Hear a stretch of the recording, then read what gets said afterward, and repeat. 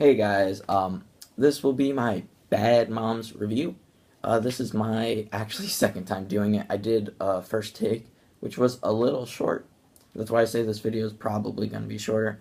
Um, but due to errors with my computer and whatnot, the video got deleted, and so I'm going to be redoing it right now. So, you have Mila Kunis playing the main character, Amy. You have a lot of great actresses in this movie, like Kathleen Hayne, Kristen Bell, Christina Applegate, and Jada Pinkett Smith, just to top off some of them. And all these women actresses and some of the men actors kill it. They absolutely kill it. This is a great comedy. And I'm going to be upfront. The score on this, I'm going to give it, is a 6 out of 10. Now, even though I said this is a great comedy, you may be like, that's a low score. And yes, it is a low score. And it's because this movie doesn't have anything necessarily new to offer. It's a lot of good jokes, and I know I'm not the target audience for this. And I've seen reviewers give it much lower score. I'm a, teenager male. It's meant for middle-aged / mom women, older women. So I'm not the perfect person to I'm not the target audience, but I was laughing pretty much the whole movie. This movie is rated R due to one nude scene. If you don't like nudity or you can't see a rated R movie, or you're wondering whether or not how rated R it is, it's not that bad really. It's just one nude scene and it's kind of quick, and there was cursing. But overall, this movie is hilarious. I felt the women in it were great. I absolutely loved every single one of them. They were all hilarious. But this movie is about Mila Kunis and her kind of failing marriage and trying to be a perfect mom, and it explores what it is to be a perfect mom and what society has made moms do nowadays, and the extremes they have to go through, and how they just feel like mom Nazis, as they said in the movie. Well, then Mila Kunis decides not to be a perfect mom and to be the complete opposite, a bad mom per se, but this movie necessarily isn't about being a bad mom. It's about being a person and a mom, for and foremost. It's about having a little bit of fun in your life, but taking care of your kids. It's about using a strict hand. And now the message may be very controversial, whether or not you should make your kids kind of do all this stuff like she makes her kids make their own breakfast, which I don't think is too absurd, but you are going to have the people out there who do think moms should be perfect and not necessarily laid back and let their kids do some of the stuff. But there's always going to be conflicting opinions. So this movie is somewhat controversial, I would say, among some moms that do think this way. But overall, this should just be a comedy movie, and it's meant to be lighthearted and kind of make fun of our modern day society.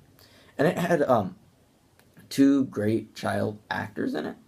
I would say they did great. They were Una Lawrence and MJ Anthony. They did great child actors. You normally don't see good ones. I think before Stranger Things, it had been a while, like since Super 8, since I had seen a good child actor. For the most part, they killed it. They told good jokes. It was pretty funny. It was a pretty great movie. But there were some complaints I had with this movie, like all the other characters. Eventually, like in most movies, there was a down part for Mila Kunis, our main character, but because all the characters kind of gave up on her being a perfect mom, and they were all mad at her for kind of giving up on being a perfect mom. But I felt they didn't develop the characters enough to kind of force this kind of drama between them. I felt since it was a comedy and was staying lighthearted throughout the whole movie, there were some harsher moments, and I felt that it didn't jive well with the movie. But again, I love Mila Kunis ever since she's been in that '70s show, and it's great. I don't see why she married the dad in this movie. That also doesn't make sense, and that's a big problem in the movie. And the dad's barely in the movie, and he's kind of just this dope, and it doesn't really make sense, their relationship being married. So it is kind of funny when the therapist just goes off on them. There are comedy parts that are set up because of this relationship, but I felt overall it didn't make a logical point for this relationship to be in the movie. But that's up to the writers and whatnot. But overall, this movie, as a comedy, was very different from the last movie I reviewed, which was Ghostbusters as a comedy. Whereas that was more improv. This was more scripted. But this movie I felt was funnier than Ghostbusters. But Ghostbusters was they're kind of two different movies. But as far as lead actress kind of comedies go, this movie is a far better comedy than Ghostbusters. But due to it being nothing extraordinary, it was just a comedy you would kind of rent late one day. I wouldn't say you should be rushing to the theaters to see this, but that's why I give it a 6 out of 10. And I say if it's ever on TV, rental, HBO, whatever, if you ever have access to this movie, you should definitely check it out. But don't rush to the theaters to go see it. And that's my review. Tomorrow you'll see me review Hamilton. And I'm excited for that video. See you guys then. Like, love, share, tell all your friends about me. Yeah. And congratulations to myself for passing, 10 subscribers. Thank you all. See you all tomorrow.